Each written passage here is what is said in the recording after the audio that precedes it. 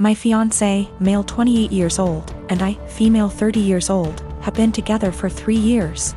I used to live close to work and used public transportation, but after I moved into his house, which is hours away from work, I bought myself a car since I'm a nurse, and also since there isn't any hospitals close to where we live that I could transfer to. My fiancé's car hasn't been working for close to 2 months now. It requires so much money to get it fixed, and he refused my financial help when I offered it. Instead, he would ask to use my car every now and then, and I agreed as long as it's when I'm not working, and also, since he only uses it for trips to the supermarket, etc. On New Year's Eve, he told me he wanted to use my car to go hang out with his friends and celebrate, but I declined because I had to cover a night shift and needed my car to travel to work. He insisted and even suggested I take the night off or swap shifts with another nurse, but I couldn't do that last minute. I thought he dropped it then, but when I went into the shower and got out, I couldn't find him nor my car.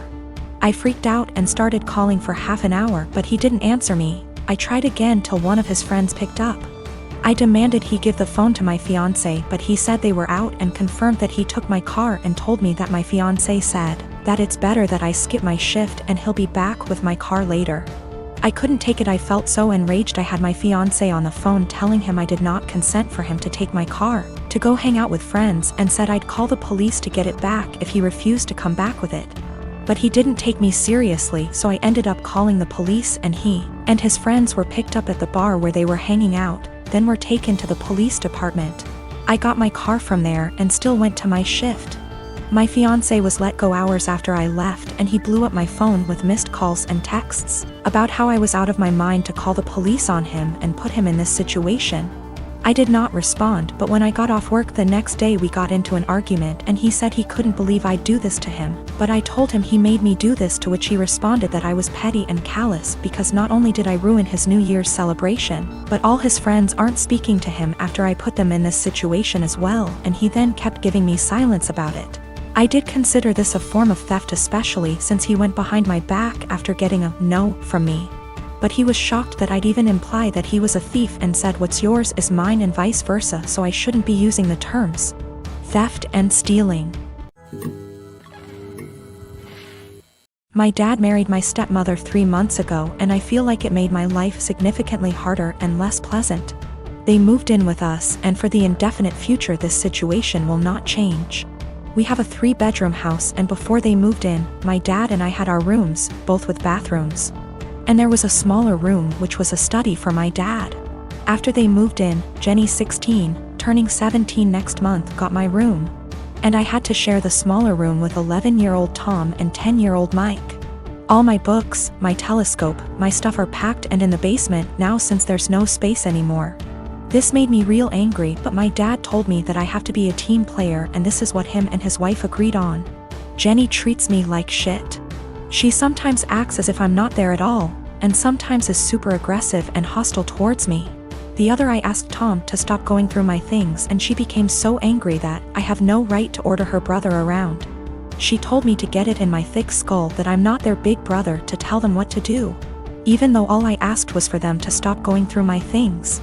She said it's best if I don't talk to them at all, since that way they will get less influence from a weirdo like me. What I don't get is that if she's so concerned that I might leave a bad influence on Tom and Mike, why doesn't she take them into her room?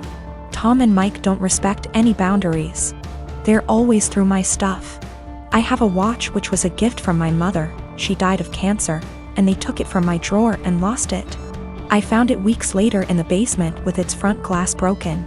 Before they moved in, I used to get a $100 allowance every month. Now Jenny gets $75, I get $35, and Tom and Mike each get $30. I had an Xbox, but these kids broke it down. I used to spend a lot of time with my dad. He used to come see me play basketball almost every week.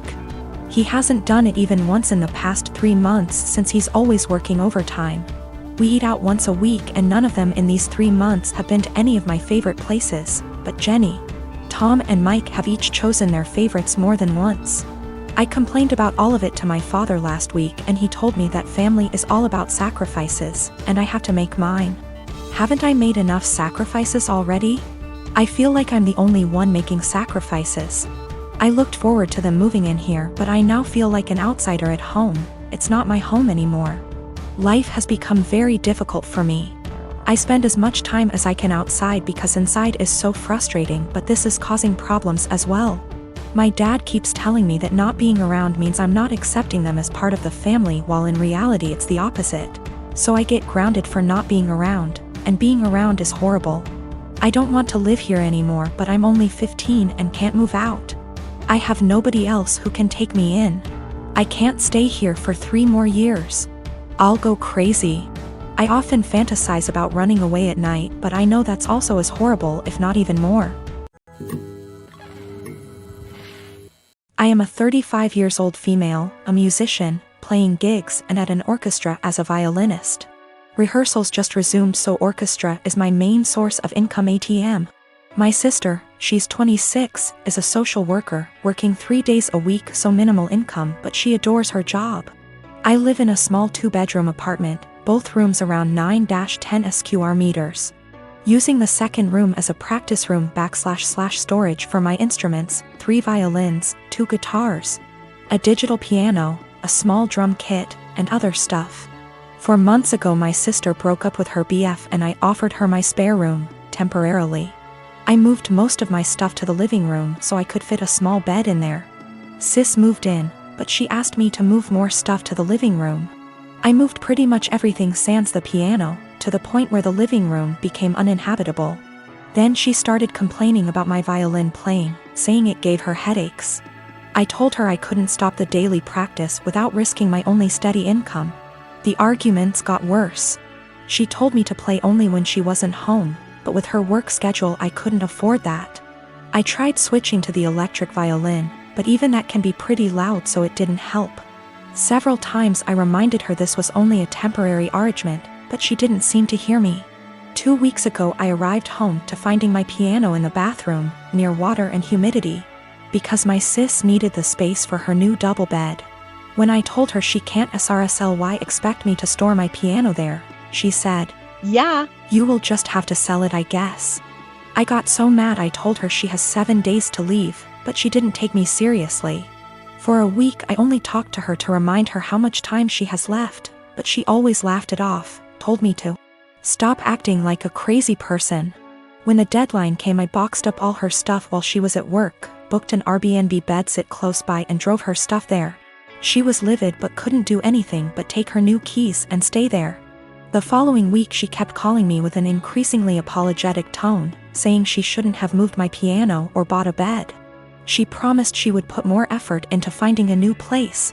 And by the end of the week I considered most of our issues at least addressed, so I drove to help her move back. But when I was carrying the first box down, she went, "I do hope you will at least stop with the violin this time." I absolutely refused to take more of that F******ing violin. I dropped the box, wished her good luck and left.